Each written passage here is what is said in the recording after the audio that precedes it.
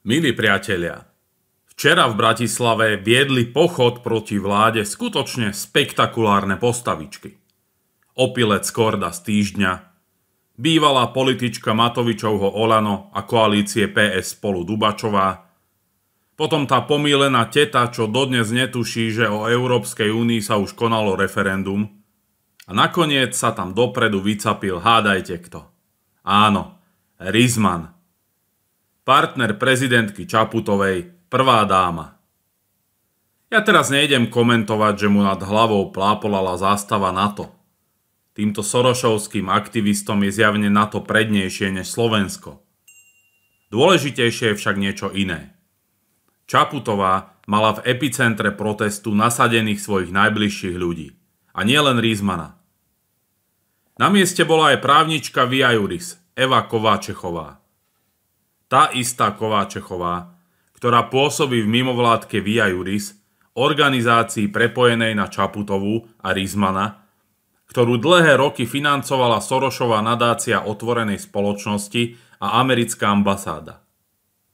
Čaputová a Kováčechová sú nerozlučné duo.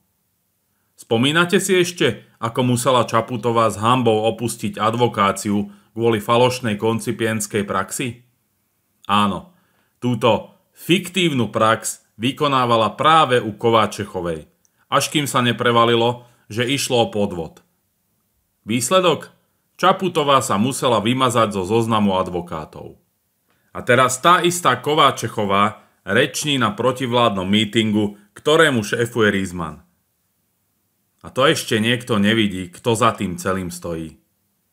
Tá istá Čaputová, ktorá sa nedávno vrátila z USA, kde sa niekoľko mesiacov hrala na profesorku, len aby dostala spätné ocenenie za svoje služby Američanom. A teraz táto Soroška posiela na ulice svojich najbližších ľudí, Rizmana a Kováčechovú, aby viedli protesty proti vláde. A máme sa tváriť, že je to náhoda? Pre pána Jána, tie zámienky sú ako z rozprávky. Najprv si vymysleli, že chceme vystúpiť z EÚ. Keď zistili, že trafili vedľa, začali kričať, že ohrozujeme mimovládky, lebo musia zverejniť, kto ich platí. No prepáčte, ale to je vraj najväčšia tragédia na zemeguli, že žiadame transparentnosť.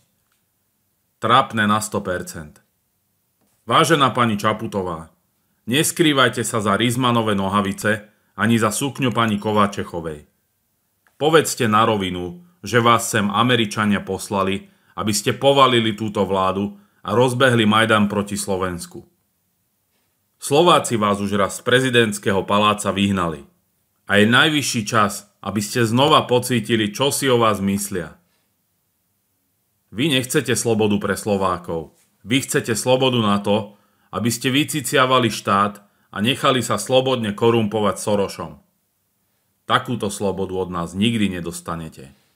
A čo si myslíte o včerajších demonštráciách vy? Vyjadrite sa dolu v komentároch pod videom.